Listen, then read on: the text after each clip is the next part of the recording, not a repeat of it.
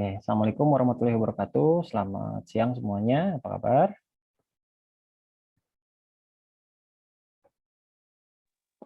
Waalaikumsalam warahmatullahi wabarakatuh. Oke, ya siang hari ini kita akan bahas tentang itu ya fitur print ya. Nah, sebetulnya sih materinya untuk hari ini tidak terlalu banyak karena hanya untuk membahas tentang print aja dan prosesnya, dan itu sebetulnya tidak terlalu susah. Nah, jadi di sini saya kasih materi tambahannya adalah untuk ini apa menyeragamkan fungsi-fungsi yang sudah ada ya. Nah, maksudnya apa? Jadi begini, kemarin kan ketika di pertemuan awal sampai yang sekarang terakhir ya, terakhir kemarin yang 12 itu kan ada beberapa fungsi-fungsi yang di CI itu yang berbeda skrip gitu ya. Kode-kodenya berbeda tapi fungsinya sama ya. Seperti untuk menampilkan yang menggunakan for each atau menggunakan for result. Nah, seperti itu ya. Nah, aplikasi yang sekarang yang tadi saya bagikan di WhatsApp grup itu sekarang sudah saya seragamkan. Jadi nanti saya akan bahas ya perubahan yang ada di aplikasi di pertemuan 12 dengan yang 13 sekarang. Tapi sebelumnya saya akan bahas dulu ya tentang ininya apa namanya aplikasi yang sekarang ada fitur printnya gitu ya. Itu akan saya bahas dulu. Oke, kita mulai aja, saya share dulu. Baik, ini aplikasinya ya. Ini aplikasi yang sudah saya bagikan tadi. Ada penambahan tombol di sini. Ya, saya yakin ini kalau untuk menambahkan tombol tidak terlalu sulit ya. Ini tinggal nambahin perintah penambahan tombol di sini. Tapi nanti saya bahas juga skripnya seperti apa. Jadi di sini tombol di sini berfungsi untuk ngeprint data yang ditampilkan di sini. Jadi data yang ditampilkan di sini setelah ditampilkan langsung di print, gitu ya. Nah, otomatis yang di print juga berupa data, dan kalau tombol-tombolnya nggak usah gitu. Jadi yang di print itu data. Nah, logika pemrogramannya seperti apa? Logiknya ketika kita bikin fitur print, datanya tetap dari database kita ambil, lalu kita membuat sebuah file HTML baru ya. Jadi file HTML baru yang sementara akan di tempat kita menaruh data yang sudah ada. Karena kenapa kita harus bikin HTML baru? Karena kalau kita pakai HTML yang sekarang nih ya, dokumen HTML yang tampilan sekarang, otomatis kan si tombol-tombolnya juga bakal terlihat ya, tombol-tombolnya bakal terlihat gitu. Terus ya sementara kan kita nggak mau, nah otomatis kalau pengen nggak ada tombolnya atau hanya ada judulnya saja, ya kita harus bikin dokumen baru begitu ya. Nah itu logiknya. Lalu setelah ada dokumen baru itu sudah jadi, nah kita sisipkan perintah JavaScript untuk melakukan pengeprintan data ya, seperti itu. Nah ini saya langsung demokan aja. Kalau saya klik yang print di sini, nah ini dokumen barunya. Saya buat sederhana ya, saya buat sederhana karena saya yakin kalian juga bisa membuat dokumennya lebih baik ya, lebih bagus gitu ditampilkan. Nah ini tapi saya intinya sih saya ingin menampilkan dokumen yang sederhana dulu gitu, karena kalau untuk tampilan ini kan bisa dipercantik masing-masing ya. Gitu. Nah ini contoh ya, ini kan data yang ada di database lalu diambil kemudian ditampilkan lagi di sebuah HTML biasa gitu ya, HTML biasa. Lalu di HTML biasa itu disisipkan perintah untuk membuka print preview atau Windows print gitu ya, kualitas Windows print.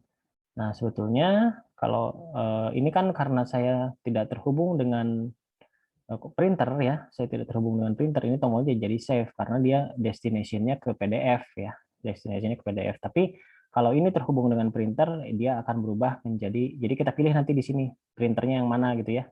Nah kalau kita pilih printernya, nanti di sini akan berubah menjadi print gitu. Nah fitur ini sebetulnya fitur yang ada di browsernya. Jadi mau pakai browser Chrome, Mozilla atau yang lainnya, itu biasanya ada fitur print. Jadi kalau dilihat sebetulnya perintah itu dia hanya memanggil, kalau kita klik kanan di sini lalu ada fitur print. Nah, dia hanya memanggil ini sebetulnya ya. Nah, dia hanya memanggil perintah ini. Nah, si perintah ini tuh bisa kita akses menggunakan JavaScript. Jadi tanpa kita harus menginstal lagi istilahnya plugin lah ya, plugin lagi gitu. Nggak usah karena sudah ada bawaan browser. Jadi kita tinggal manfaatkan aja. Nah, setelah kalau misalnya kita manfaatkan ini berarti kan sudah satu paket ya. Di sini ada untuk paper size-nya, untuk ngatur ngatur halamannya ya, maksudnya kalau dia lebih dari satu halamannya mau dihitung mau di print berapa gitu ya, bisa skala dan lain-lain ya, macam-macam, pokoknya semua yang berhubungan dengan print itu bisa bisa terlihat di sini. Nah di sini page-nya ya custom, kalau misalnya custom itu berarti mau page berapa seperti itu. Terus layout-nya juga, misalnya kalau ini tampilannya ini kan portrait, kalau misalnya datanya panjang lebar kita bisa setting jadi landscape, nah seperti itu. Nah, itu contohnya ya. Nanti kalau sudah, ya kalau misalnya kita sudah setting atau kita sudah mau print ya kita tinggal klik tombol di sini. Ini kebetulan namanya save karena destination-nya adalah PDF. Jadi secara tidak langsung fitur print ini juga bisa menjadi fitur untuk konversi ke PDF ya. Jadi tapi prosesnya jadi dua langkah karena dia harus masuk ke print dulu, udah itu baru masuk ke pemilihan ke PDF. Nah seperti itu. Nah itu setelah apa? Itu fitur printnya ya, fitur printnya seperti itu. Nanti kalau sudah selesai kita tinggal back aja, balik lagi ke tampilan awal ya, ke tampilan awal. Oke, sekarang kita bahas bagaimana skripnya ya. Skripnya seperti apa? Nah, skripnya itu ada di yang tadi saya bilang kita bikin HTML baru, tapi saya akan buka dulu yang view mahasiswanya karena ada penambahan tombolnya adalah di view mahasiswa ya. Kan kalau indeks akan membuka yang view mahasiswa. Nah, di view mahasiswa itu ditambahkan sesudah tombol tambah data ya. Nah, sesudah tombol tambah data itu kita tambahkan lagi tombol baru ya.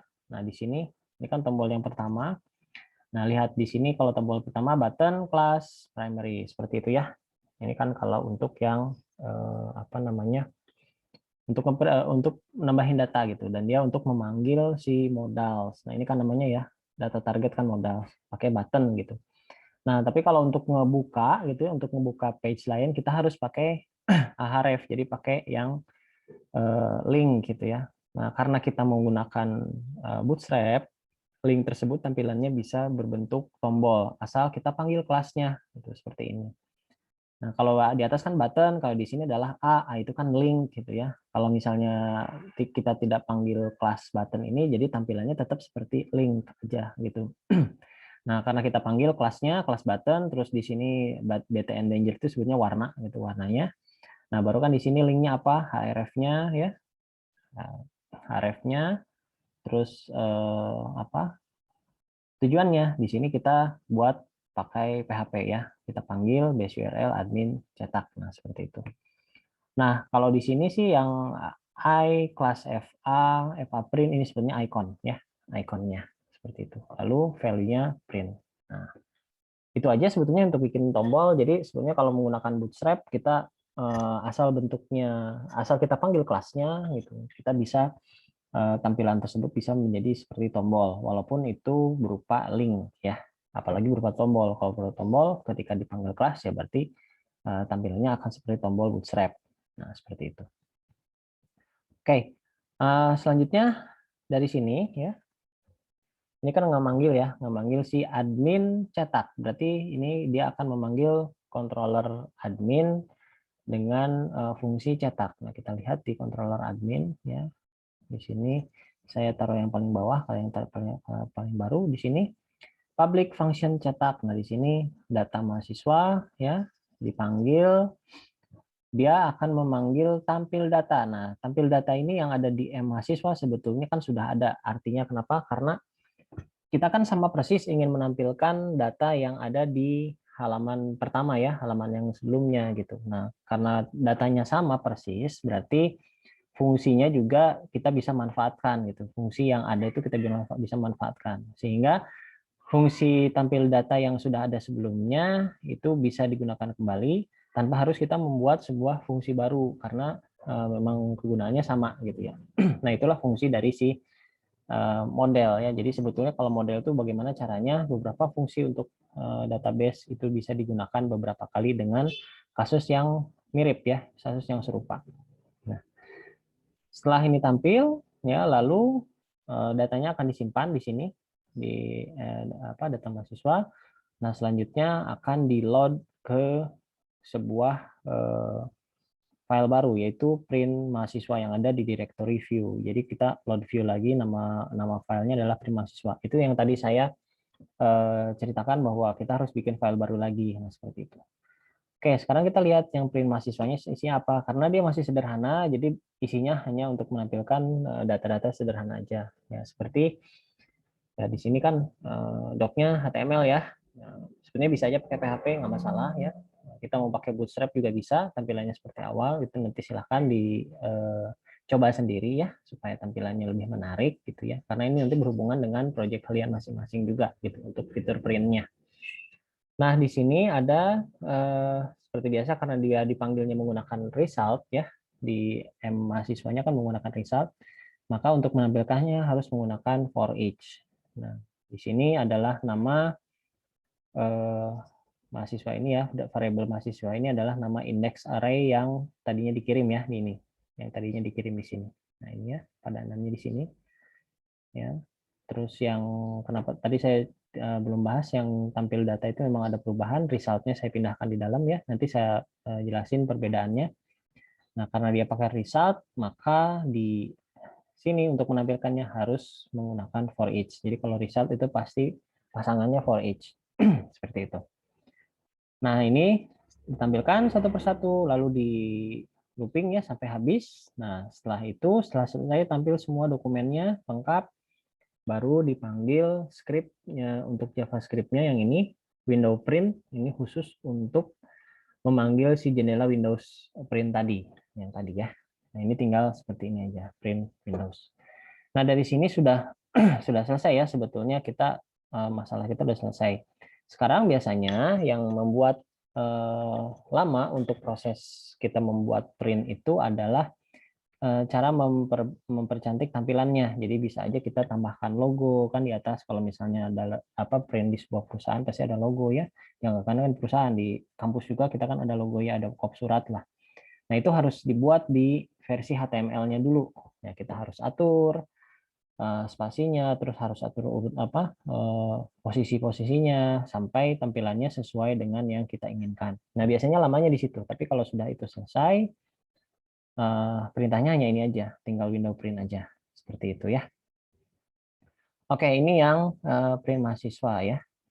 Nah, sebelum saya lanjut ke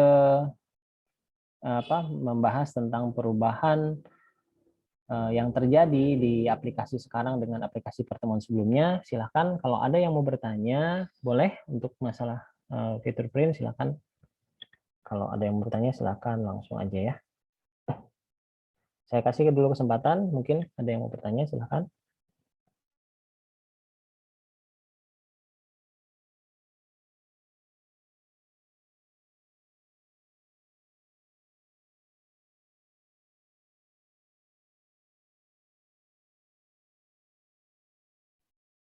Kalau tidak ada, akan saya lanjutkan ya. Silakan, siapa yang mau bertanya.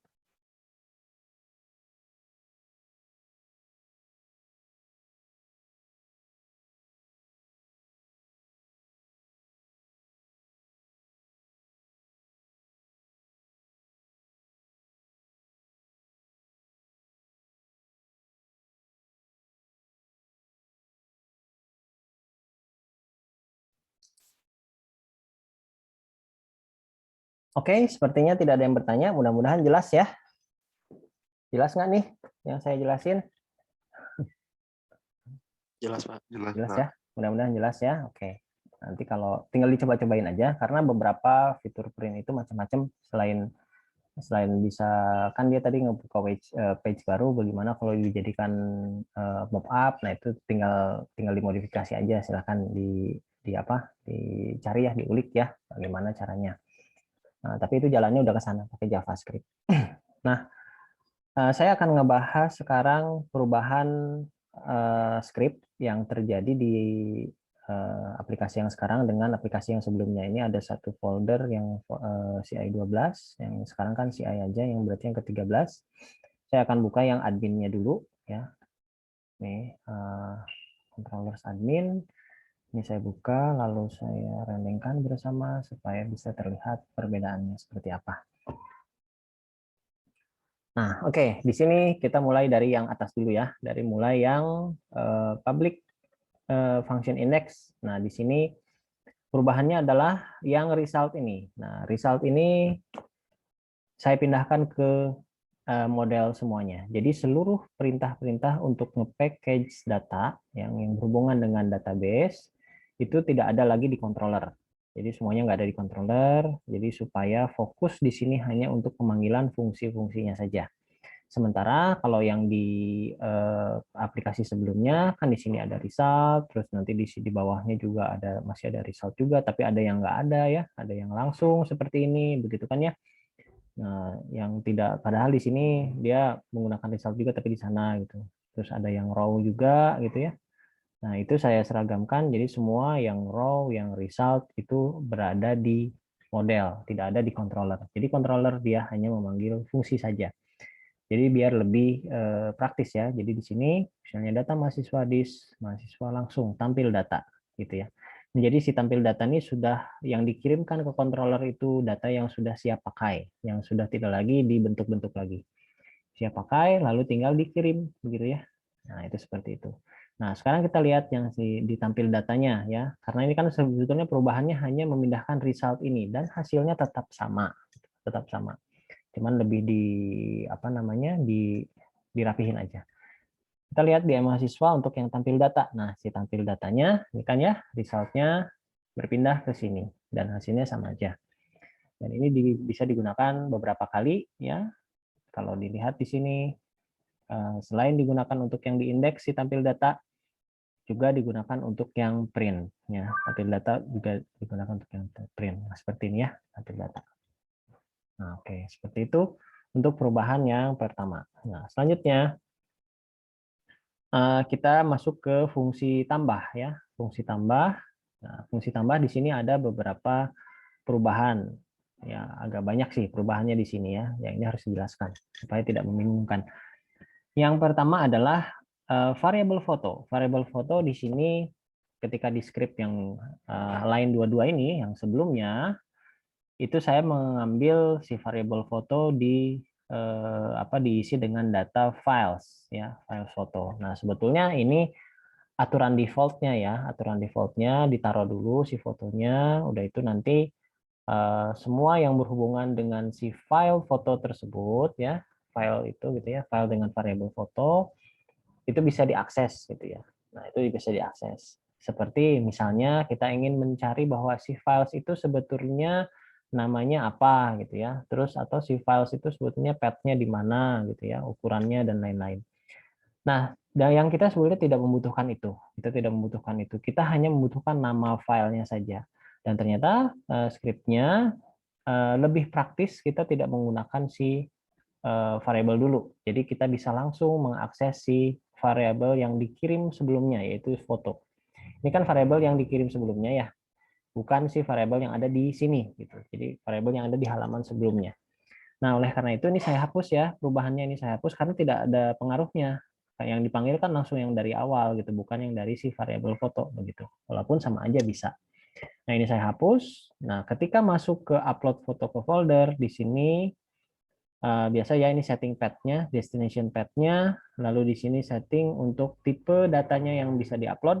Kalau kita mencoba upload selain dari tipe data ini, misalnya sama-sama file gambar nih, tapi extension-nya adalah BMP gitu ya, atau JPEG, nah itu tetap error, dianggapnya sebagai gagal upload ya, karena tidak sesuai dengan kriteria. Nah, lalu saya tambahkan lagi di sini max size. Ya, max size di sini adalah untuk membatasi ukuran file yang diupload. Nah, ya, membatasi ukuran file yang diupload.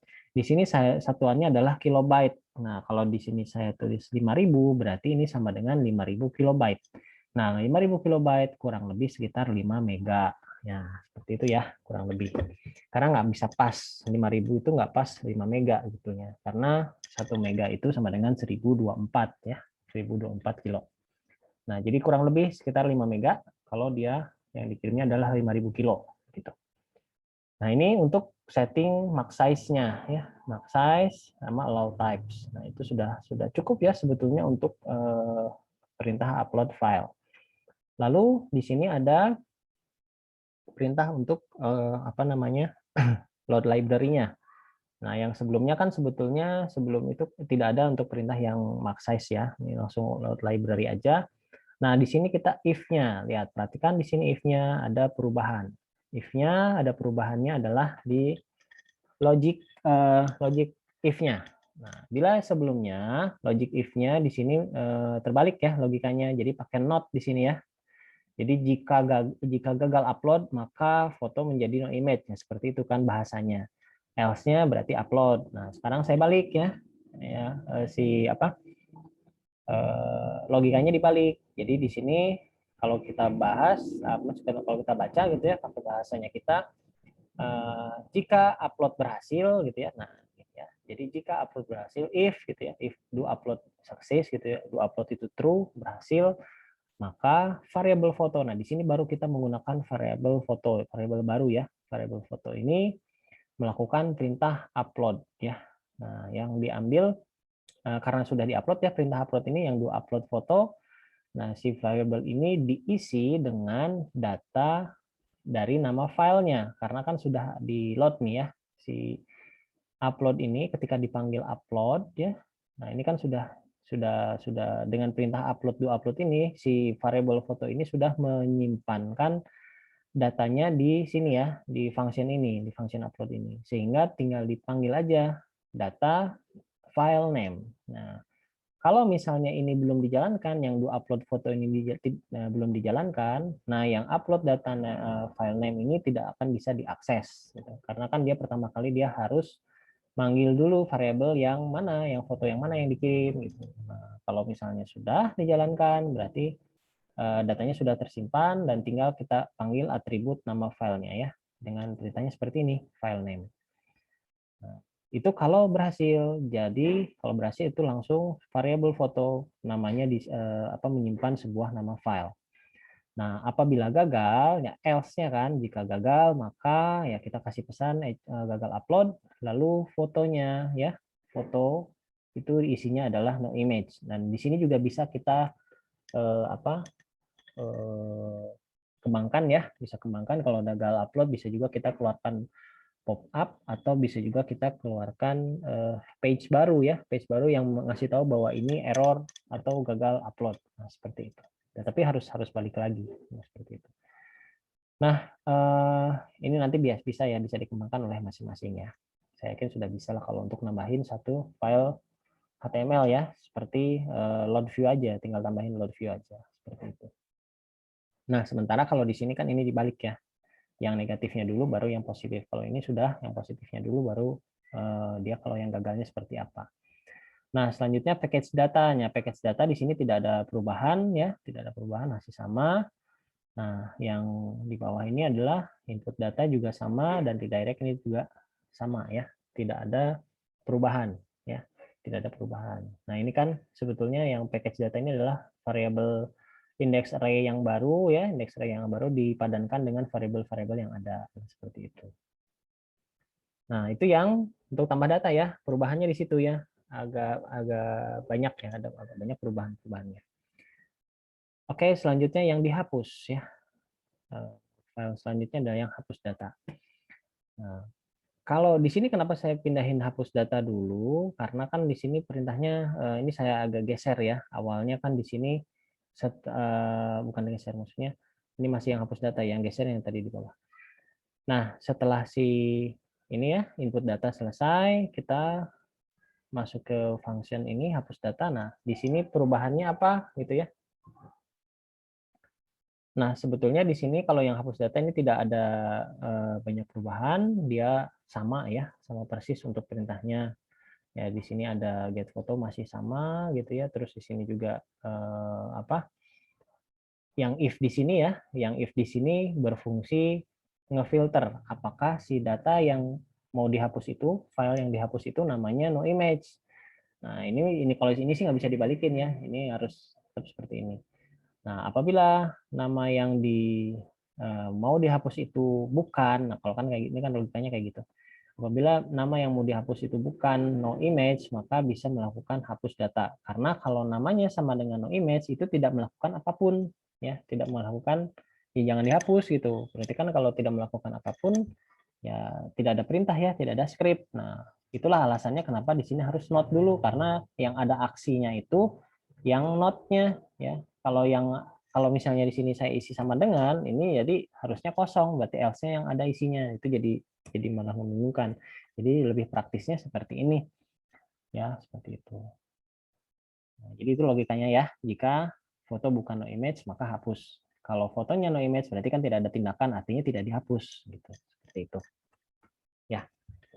Nah, ini untuk yang hapus ya, untuk script hapus. Lalu di sini juga sama ya, di sini ada perubahannya untuk di script hapus ini adalah where-nya. Nah, ini ya. Awalnya di sini yang di line 64 di sini ada where. Jadi hapus where, terus array pakai sistem seperti ini. ID adalah ID kayak begitu ya, pakai sistem ini.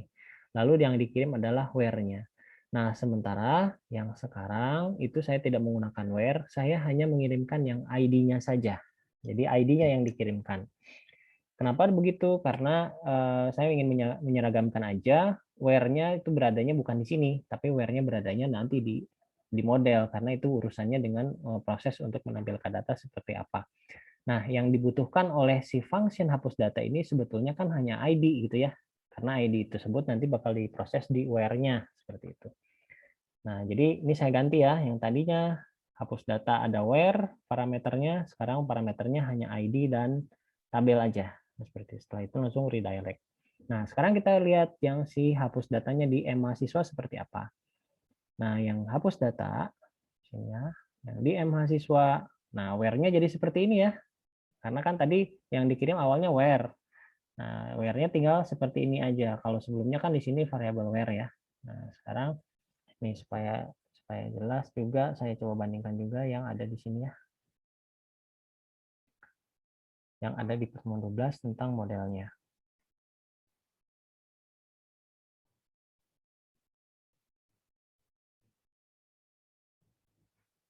Ya. Nah, ini ya. Nah, ini hapus data.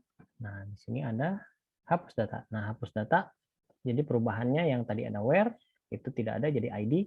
Nah, where-nya isinya jadi seperti ini karena ini sama aja dengan ID sama dengan ID. Nah, seperti itu ya. ID sama dengan ID. Lalu delete ya langsung perintahnya sama aja, tidak ada perubahan. Oke, kita balik lagi ke admin ya. Kita balik lagi ke admin yang tadi. Kita balik ke admin yang tadi.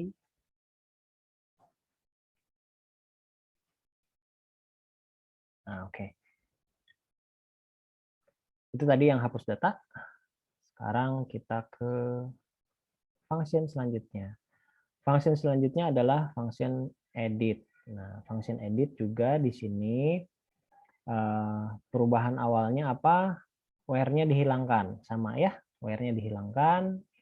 Kenapa where-nya dihilangkan? Ya karena tadi ya sudah dijelaskan prosesnya ada di mahasiswa ada di model semua. Jadi ini ada perubahan data. Lalu ada perubahan fungsi yang tadinya di sini data mahasiswa, dis mahasiswa, edit data. Nah, lalu where gitu ya. Nah, lalu result-nya juga di sini. Nah, itu saya rubah. Saya rubah menjadi apa? Get data karena di sini nama fungsinya itu harus mencerminkan ininya apa?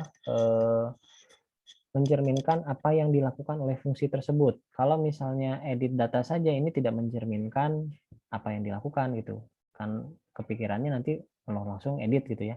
Padahal perintah di sini adalah untuk mengambil data yang akan ditampilkan yang mana yang mau diedit. Nah, sehingga saya pakai bahasa get data, artinya kan akan mengambil data berdasarkan ID. Nah, dengan tabel mahasiswa. Nah, seperti itu. Nah, ini perubahannya ya. Jadi yang tadi namanya edit data berubah menjadi get data gitu. Lalu selanjutnya sama aja ya, tinggal edit view ya. Maksudnya view editnya ditampilkan. Nah, sekarang kita lihat yang di sini, yang di get datanya. Oke, nah ini ya get datanya. Yang tadinya di sini adalah edit data. Nah, saya ganti get data, lalu parameternya pun menjadi ID. Nah, where-nya sama ya, seperti yang sebelumnya. Where-nya pakai ID, ID seperti ini. Nah, lalu di sini perintahnya saya pakai row, nggak pakai result. Kenapa nggak pakai result? Kalau result itu bila datanya lebih dari satu, gitu. Jadi kalau kita membutuhkan datanya cukup satu, ya udah. Yang jelas ini pasti kan kalau ID sama dengan ID, berarti pasti data yang dihasilkan adalah satu. Nah, kalau data yang ditampilkan adalah satu, kita pakai row. Nah, di sini berlanjut ya. Berlanjut. Kalau pakai row, ada lagi konsekuensinya. Ya. Nanti ketika dibalikin lagi ke sini, ke admin, dibalikin lagi, dia akan merubah perilaku yang ada di edit PHP. Kan setelah ini dia memanggil load view edit. Nah, kita lihat load view editnya. Nah, oke, di sini lihat. Load view editnya, ya, ada perubahan. Perubahannya adalah sebelumnya dia menggunakan for each walaupun cuma satu. Kenapa for each? Karena yang sebelumnya memakai result. Nah, sementara yang baru itu memakai row. Nah, kalau row itu langsung dikirimnya tidak apa misalnya ditampilkannya menggunakan variabel yang dikirim sebelumnya. Nah, sehingga di sini sebetulnya minor perubahan. Yang banyak perubahannya ada di adminnya di sini. Nah, lihat di admin di sini, admin yang di sini, ini saya nama indeksnya mahasiswa karena nanti kan pakai for each di sana, jadi pakai alias kan, gitu. Nah, jadi saya langsung aja di sini rubah, nggak usah pakai alias, yang tadinya mahasiswa jadi MHS supaya si file edit ini tidak terlalu banyak perubahannya karena di sini kan sudah pakai MHS ya. Kalau misalnya ini mahasiswa, jadi saya harus rubah mahasiswa semua. Nah, karena di sini saya tidak menggunakan for each ya, seperti itu. Yang sebelumnya pakai for each. Jadi kita langsung seperti ini. Nah, itu untuk lebih simpelnya ya. Untuk lebih simpelnya, jadi jelas gitu. Yang kita bikin itu kita mau ngambil data satu, ya udah jangan pakai for each, jangan pakai result, tapi kalau udah pasti satu pakai row. Nah, ini hubungannya juga dengan memori aplikasi yang digunakan. Jadi kalau pakai for each kan itu dia membaca looping ya, walaupun cuma satu gitu, hasilnya pun sama. Tapi kalau row itu udah pasti satu, dia tidak memanggil looping. Jadi dari sisi memori mungkin tidak terlalu terasa ya, tapi ini pengaruh kalau dia aplikasinya sudah besar. Kalau aplikasinya besar, perubahan-perubahan kecil seperti ini sangat berpengaruh ke performa si aplikasinya. Itu yang harus diperhatikan. Oke. Nah, selanjutnya setelah sampai sini, belum saya lanjutin ya, sampai sini dulu deh. Ada yang mau bertanya nggak? Silahkan.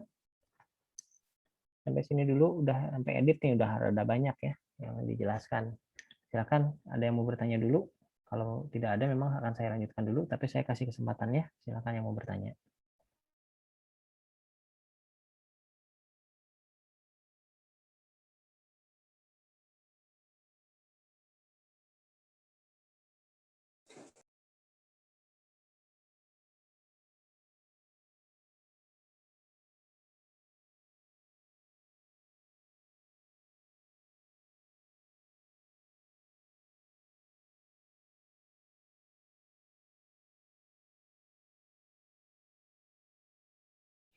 Oh ya, ini kalau bisa ditampilkan seperti ini, mungkin ada yang belum tahu, bisa ditampilkan branding seperti ini kalau pakai Sublime yang terbaru ya. Jadi di-update aja Sublime-nya, nanti bisa ngebandingin seperti ini. Kalau Sublime yang versi sebelumnya belum bisa ya. Jadi tinggal di-update aja si Sublime-nya.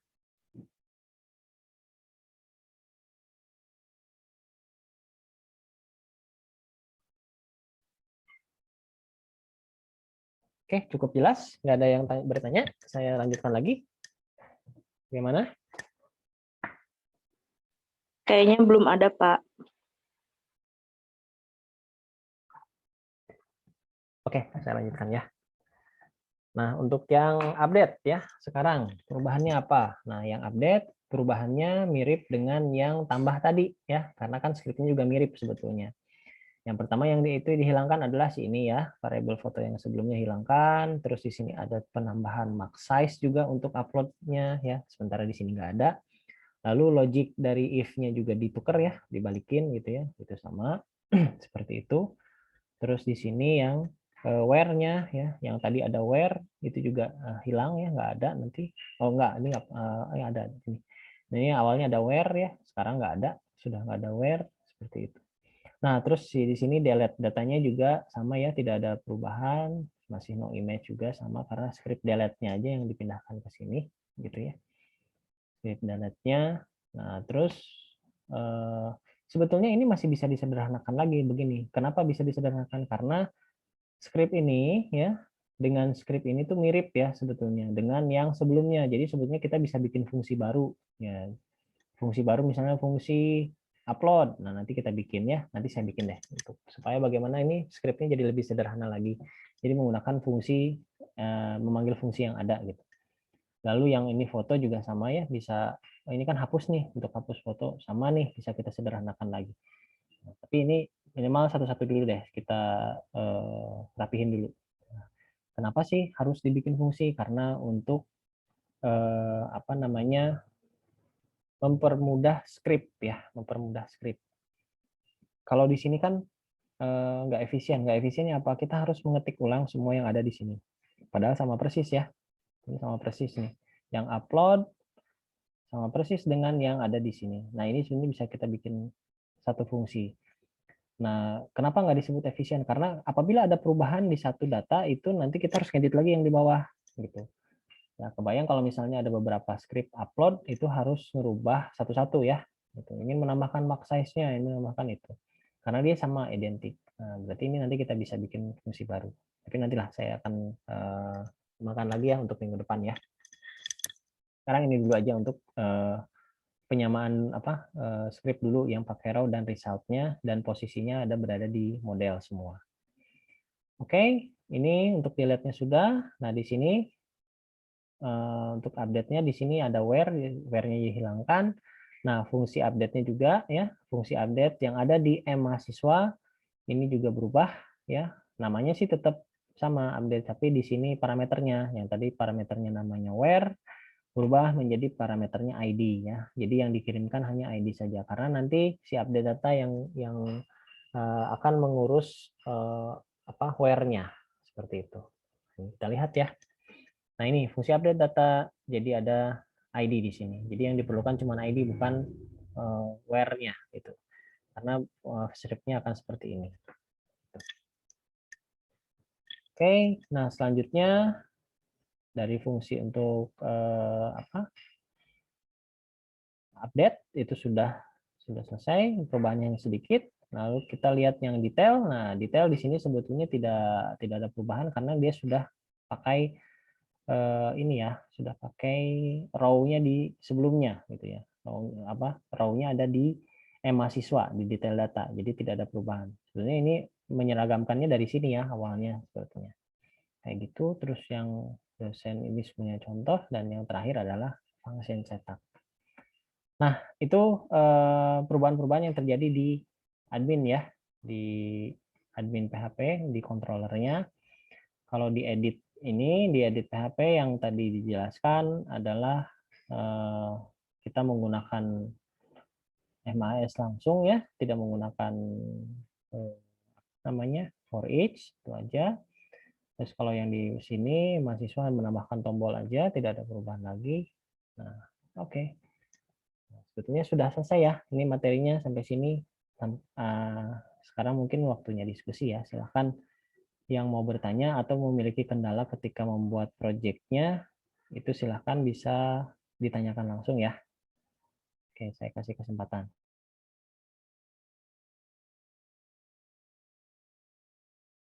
Pak, izin tanya. Pak, Silakan, ya silakan.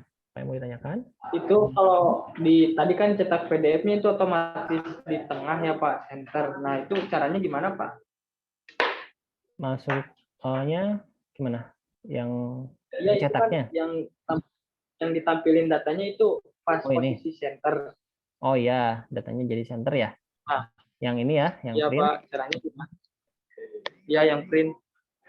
Yang center itu ininya kan judulnya. Ya. Oh Itu iya. otomatis apa gimana Pak? Ini ditambahkan script. Nah, coba dilihat ya sebentar. Ini scriptnya tinggal nambahin center aja di print mahasiswa. Nah, ini nih, tinggal nambahin ini. Ini kan kalau ini dihilangkan, sebenarnya banyak cara ya. Banyak cara, bisa pakai alignment gitu ya. Bisa pakai center, kalau saya lebih cenderung pakai ini karena lebih cepat. Bisa alignment gini, terus center, kayak gitu. Coba lihat bisa nggak ya? Kalau yang H1.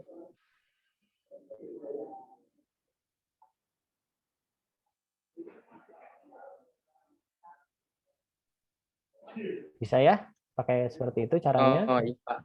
Nah, Siap Pak.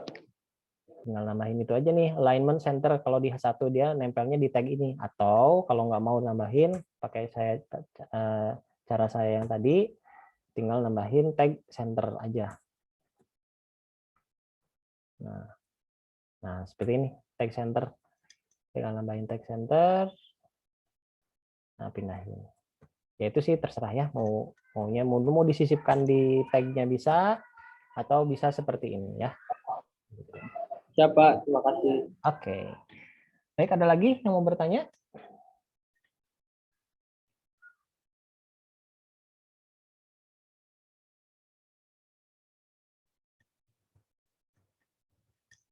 Pas sudah cukup jelas materinya.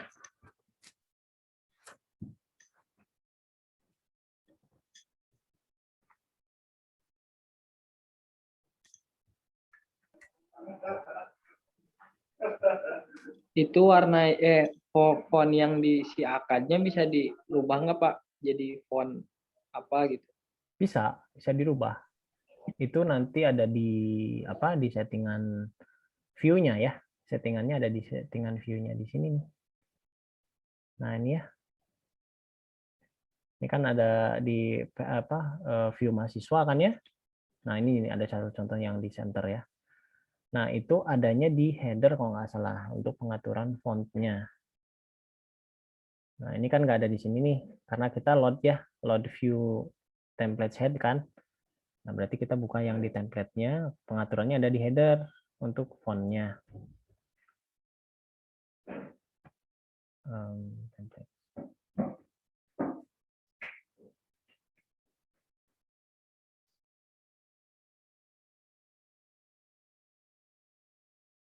Oh, udah saya hapus ya. Jadi ini masih pakai yang ini, pasti pakai yang default ya, masih yang default. Bisa kita tambahkan. Jadi di sini apa ya, kita pakai yang bootstrap untuk font type-nya.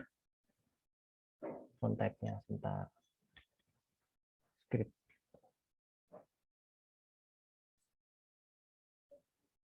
Sebentar ya.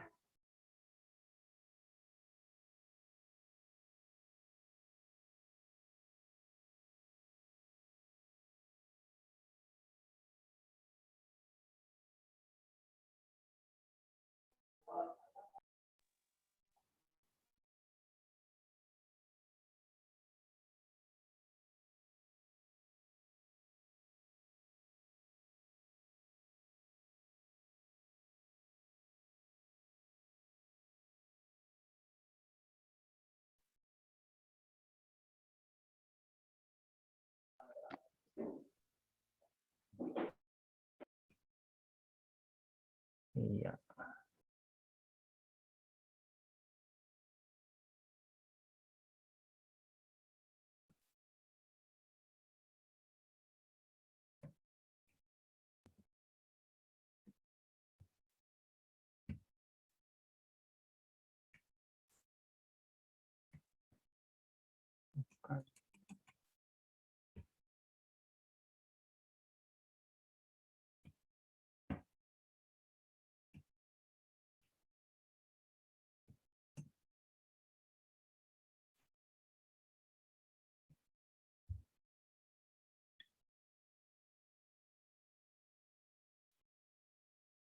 Oke, sebentar ya. Saya cek dulu.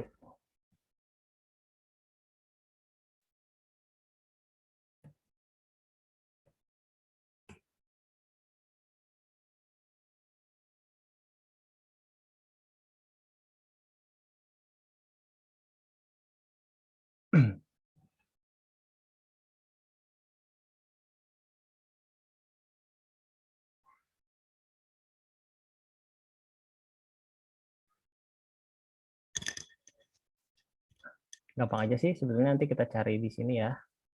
Saya biasanya kalau lupa, saya buka aja langsung ke P3 School ya. Nah ini ya, ini sekalian aja. Kalau sebenarnya kan saya nggak hafal semuanya. Nah ini enaknya di P3 School tinggal kita tambahin font. Nah seperti ini nih. Ya. Nah pakai font family style. Nah kayak gini nih nambahinnya. Ada banyak, Pak. Gimana? Ada banyak fontnya. Ya, banyak, tergantung dari yang mau kita pakai. Misalnya, ini kan ada contoh ya, ada Courier New, ada Verdana. Nah, ini bebas nih, fontnya mau kita pakai apa, gitu kan. Jadi kan kita harus tentuin dulu fontnya. Jadi kan nggak kayak di Word. Kalau di Word kan ada pilihan gitu ya, mau milih fontnya gitu. Nah, kalau di HTML nggak kayak gitu. Kita harus tentuin dulu mau seperti apa. Ya, cara gampangnya sih, kita lihat dari Word, nama filenya apa gitu ya. Contoh ya, ini saya ambil karena dia pakai paragraf nih. Dia pakai paragraf, dia pakai seperti ini. HTML font tag. Nah, dia harus pakai paragraf.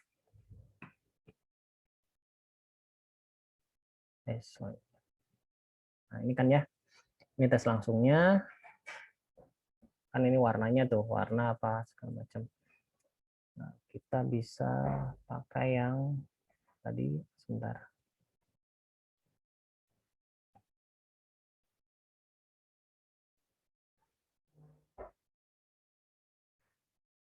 Nah, ini ya. Ini kan fontnya. Kalau ini Verdana, kalau misalnya kita, jadi kita harus tahu nama fontnya. Kalau misalnya jadi Times New Roman gitu ya. Kalau di run, nah dia robah tuh kayak gitu kan ya. Nah, sekarang kita coba nih, coba di aplikasi kita. Ketik, ini kan pakai tag P, pakai font family. Sorry, gimana ya?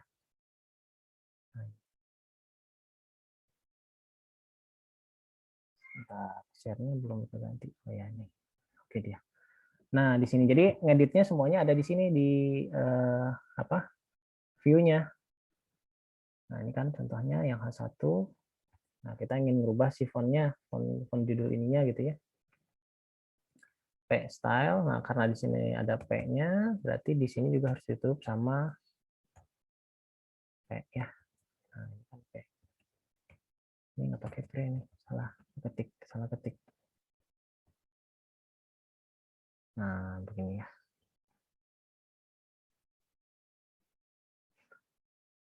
Tadi kan Times New Roman, ini kita ganti jadi Verdana.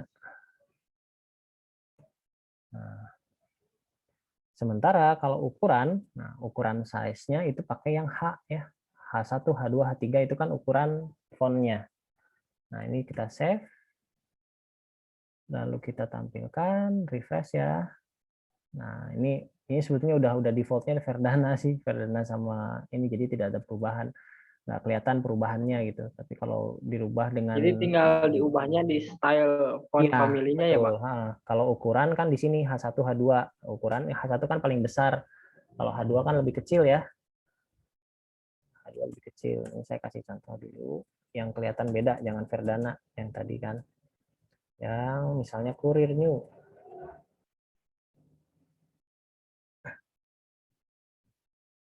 Courier New. Kalau salah ngetik, nggak akan keluar si fontnya. Harus sama persis. Ya, kayaknya saya ngetik Couriernya bukan kayak gini. Atau ini aja lah, Times New Roman yang udah jelas. Nah, gitu. Ini H1, H2, oke, sudah. Refresh. Bentar. Nah, jangan ini ketimpa sama si bootstrap-nya ya, jadi nggak bisa.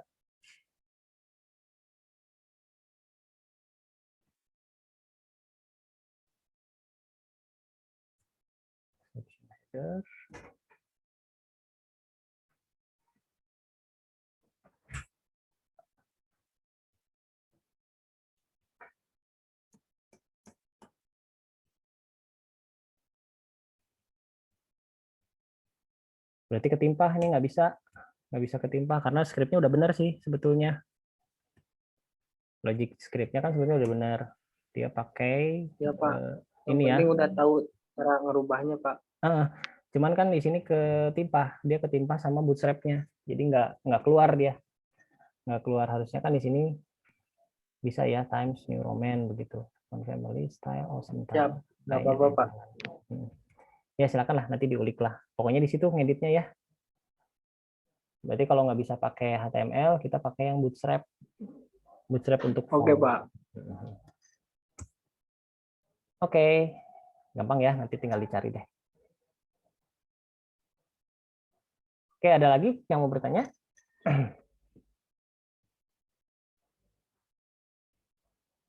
Mengenai Cukup jelas mungkin Pak. jelas. Kolomnya ini, oke, sebentar.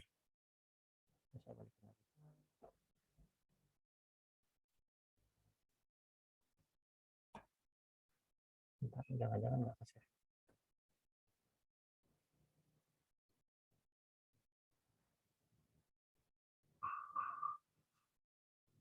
Ya, oke.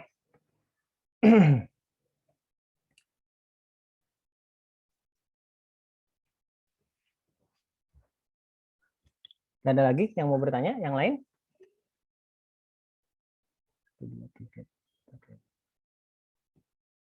Kalau nggak ada, mudah-mudahan jelas, bisa dipahami. Nanti memang harus dicoba ya. Kalau udah dicoba nanti bisa kelihatan mana yang kurang pahamnya atau yang sudah bisa dikembangkan ya. Itu tinggal cari aja informasinya. Oke, kalau tidak ada lagi yang mau bertanya, sepertinya cukup aja ya materi kita hari ini. Saya akan screenshot dulu nih yang hadir sekarang. Silahkan di open video dulu.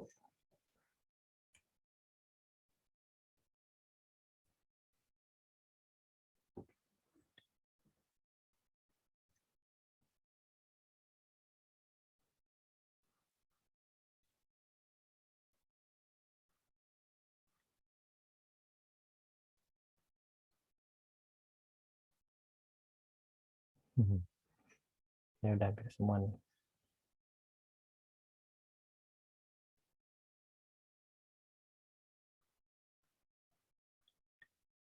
Oke, saya cek ya, saya ambil ya screenshotnya ya. 1, 2, 3.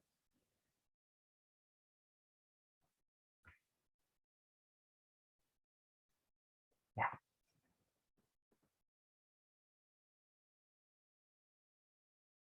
Oke, sebentar saya save dulu ya.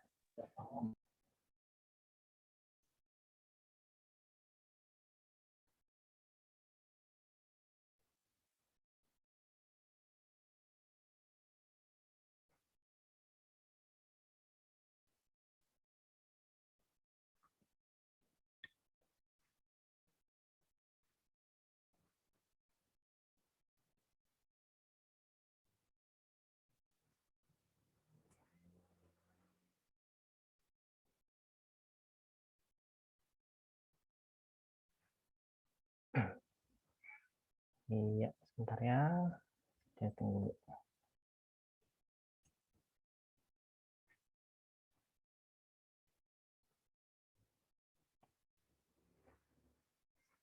Bisa buat berita acara.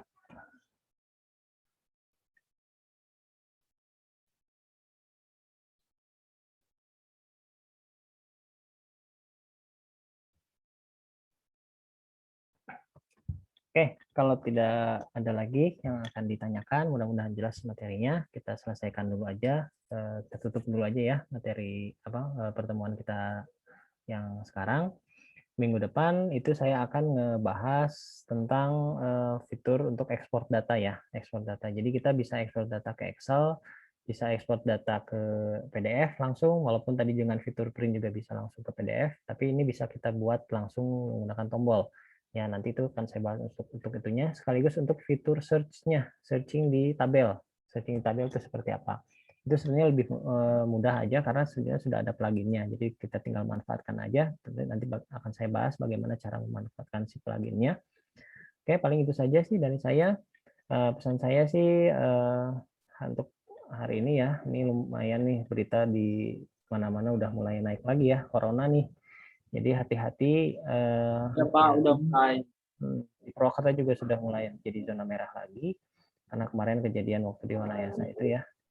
Nah, jadi hati-hati di sana yang tinggal di daerah sana, tetap waspada ya, tetap waspada lah. Saya yakin ya mudah-mudahan ini cepat reda lah, jadi kita bisa tatap muka lagi ya. Kalau enggak ya tetap kita bertahan aja dulu. Gitu. Amin, amin. Oke, cukup sekian dari saya. Terima Amin, kasih Pak. ya sudah mengikuti kuliah online. Mohon maaf apabila ada kekurangan. Sampai ketemu lagi minggu depan. Sekian dari saya. Wassalamualaikum warahmatullahi wabarakatuh. Waalaikumsalam warahmatullahi wabarakatuh. Waalaikumsalam warahmatullahi Terima kasih, Pak. wabarakatuh. Oke, sama-sama. Saya Terima close. kasih banyak, Pak. Terima kasih, Pak.